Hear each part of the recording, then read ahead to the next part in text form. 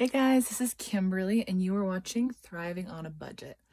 I know I've been doing a lot of really fun clearance sale hauls lately, but something else that I think is really important to consider when you're trying to live your best life within your means is also emergency prep because it will help you to protect what it is that you do have. So, two of the things I wanted to talk to you guys about today is gardening, how to know what to plant and when to plant it in your gardening zone, as well as fireproof safes. So let me show you what I got. So for gardening, especially if you're new to it, I don't recommend getting everything expensive right out the bat if you're still learning. I think a lot of us are still learning, even if we've been doing it for a few years. So what I like to do is I often like to play around with and practice with the cheap seeds. These are like the kinds of seed packets you can get at Walmart. They're like 20 cents. Or they also have this kind at the dollar store for about 25 cents. So I get a handful of different kinds of these. And so if you are having a hard time figuring out how to grow something new, if it did not grow right, if the weather in your zone was not working to your benefit, it doesn't matter. You spent 25 cents, and so it's not like you are out a lot of money. This is still a learning stage. So I'm a big fan of the cheaper seeds, unless it's something that I really know how to grow, or for people that are more experienced and like to seed save, then you'd want nicer seeds. But if you're new to this, I would encourage the cheaper stuff. So yeah, last year I stocked up on a bunch of these from Walmart and the dollar store. And I tried a bunch of different stuff last year that I hadn't grown before, which was good. It's like I said, it's good to try and figure out what grows in your area and what you personally are good at growing. So a question that a friend of mine asked me a little while ago was, how do I know what to plant and when? So with these particular kind of seeds, on the back, it'll show you your growing zones. Okay. And so depending on if you're in zone 1, 2, 3, 4, whatever the examples are they have here, they'll show you based on your state, and it'll let you know this particular vegetable, when to plant it in your area. Also, it'll tell you if it needs to be in a sunny location and if you want to start this indoors or direct sown in your garden outside. So like if you are genuinely starting from scratch and you're like, hey, I probably should learn how to garden. Things are crazy and expensive and unpredictable right now. I'd say start with maybe 5 things. 5 things, and figure out what's going to be a good thing to practice with. So in my growing zone, I'm in northern Utah. It gets quite dry and quite hot here. But we also, our freeze date goes later than other states or some other states. So people that are used to gardening in Utah, or at least northern Utah, the rule of thumb is usually don't put anything outdoor in the soil till after Mother's Day. So that's a northern Utah thing. If you live somewhere else, if you live in a place that's hotter or more humid or doesn't have a harsh winter, you will have different gardening rules based off your zone. And that kind of sounds overwhelming right off the bat, but it's really not too bad. Like, it's one of those things that every year try something new and just educate yourself a little bit more at a time. There are gardening groups on Facebook, and sometimes they can be really helpful. Keep in mind, you'll have 2 different kinds of people that show up on those gardening groups. You'll have people that are very educated and very patient and kind and willing to answer questions, but sometimes you'll have people that if you don't already know what they know, they can say kind of unnecessary rude things. So take it as you will. Just if you're going to ask questions, already accept the fact that some people are rude. I don't like to be, I make a point to not be that way with people. I feel like everyone's always learning in some area. So like I said, pick maybe 5 things you want to start trying to grow. So if you live in a zone similar to me, good things to try to grow in the springtime would be things like radishes and carrots and lettuce. And so some of those cool weather crops that are going to do better in the early spring and not so good in the hot summer, those would be good things to start if you're trying to figure things out in northern Utah or somewhere with a similar climate. So those are the kinds of things that I start off with, and those radishes are so easy to grow.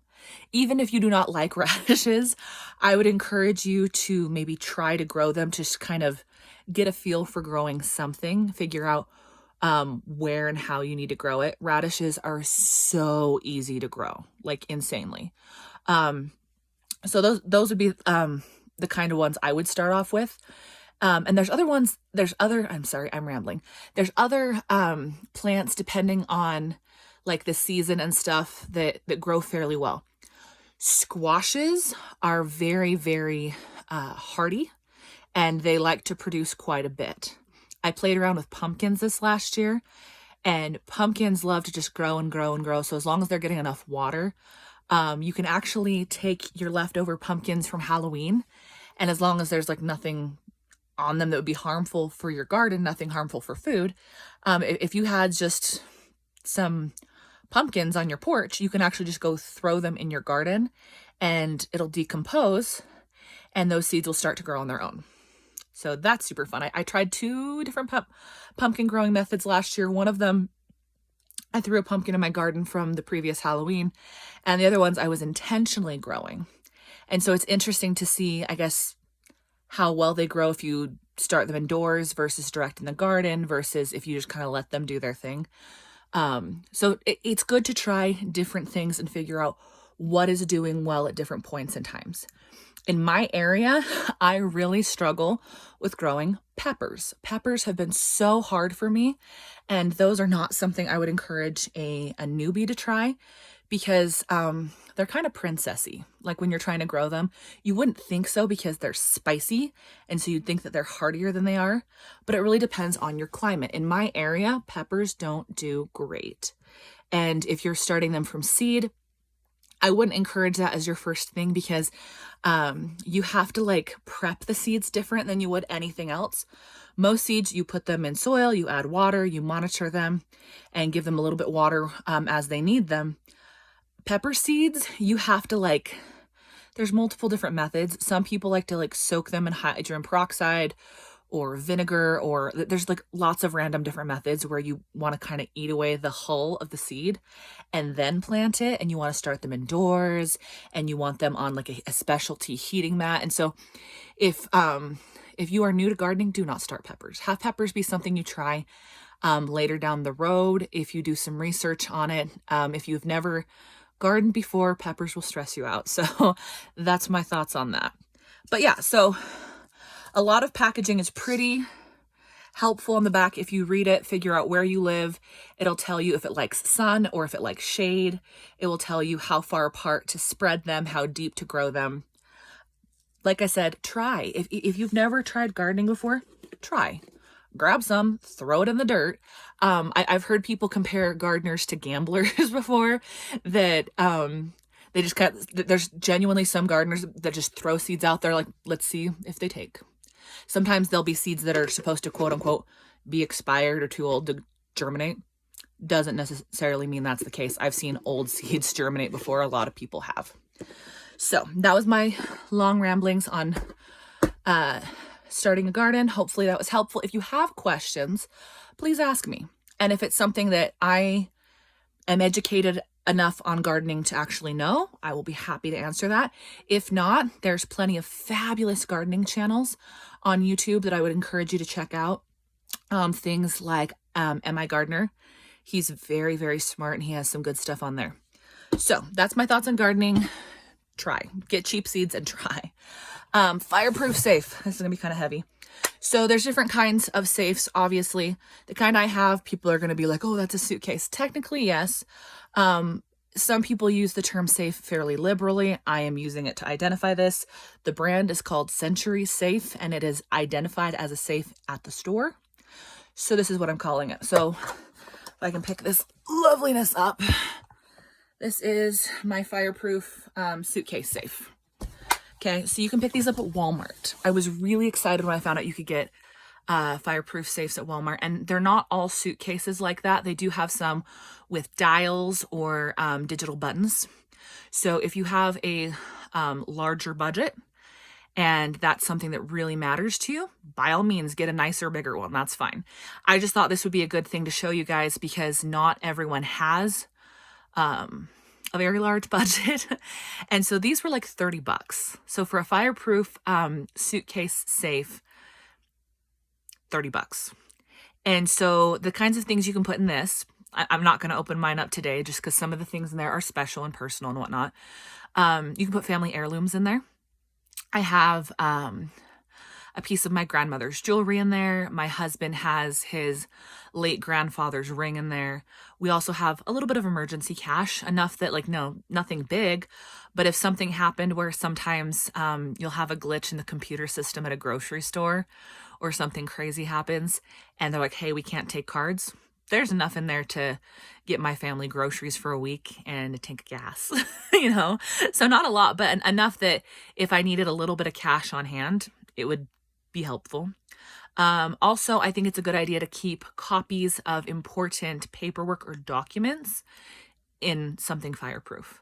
And these different kinds of fireproof suitcases and safes, their level of fireproofness depends on which one you're getting. And some of them are more considered fire resistant and fireproof. But like you look at their qualifications for being called fireproof, and it'll be like, okay, within this certain amount of temperature, like these insanely hot temperatures, this thing can survive for 3 hours or 6 hours or whatever the different ones say. It depends on which one you're getting. But 3 hours in a flaming building, that's still pretty good deal. You know what I mean? And so if anything happened to your house and firefighters got there within 3 hours and were able to contain it, you would have emergency cash or important documents, identification cards, insurance information. That's nice stuff to keep in a safe place that it's not going to get damaged. So whatever it is that you think would be a good thing to have one of these, like I said, 30 bucks, I think fits into a lot of people's budgets, even if it's something that they set aside money for a little bit at a time. So they do have bigger ones for people that have the budget and the needs for something bigger. Some of those are like $100 to $200 depending on, and these are just the ones I'm talking about at Walmart. So I figure most people have a Walmart near them, and you know, people's budgets range anywhere in there from 30 bucks to 200 bucks. That if you have certain things that you want protected, whatever that is, like I said, family heirlooms, emergency cash, important documents, things of that nature, that's a nice thing to have in your house. Like that, like since I've got mine, I bought mine last year when I found out they had these at Walmart. I'm like, oh, that's a good idea. Like that's something I would like to have at my house. So things to consider. Think about if you did have a fire, what kinds of things you would want protected, as well as like what you would do around your house in general. I make a point to have a smoke detector at my house, and one of my next fire safety items that I'm planning on buying is, I don't know if you guys know what these are. It's like a fire resistant blanket thing. You can buy these off of Amazon, and basically you can have it hanging up on the wall in your kitchen or your bedroom or wherever it is that you want that to be. You pull it down, you pull it out, and you can use it to smother flames. They show videos of this all the time of people using them to smother like barbecue pits and things like that. But if you had a house fire, that might be useful. That might be helpful, is to have something to help put it out with. And as far as fire hydrants go, with fire hydrants, the kind of fire hydrant it is fire hydrant. Fire extinguisher, forgive me. Fire extinguisher, the kind of fire extinguisher you have in your house, it depends what you're concerned about the fire being. They have different ones for like kitchen and grease fires. They have ones for electric fires. And so like if you're getting a fire extinguisher, make sure you're paying attention to what its purpose is for, because different kinds of fire require a different kind of extinguishing substance. So sorry for all the rattling. I hope this was helpful, and I hope you guys have a fabulous day.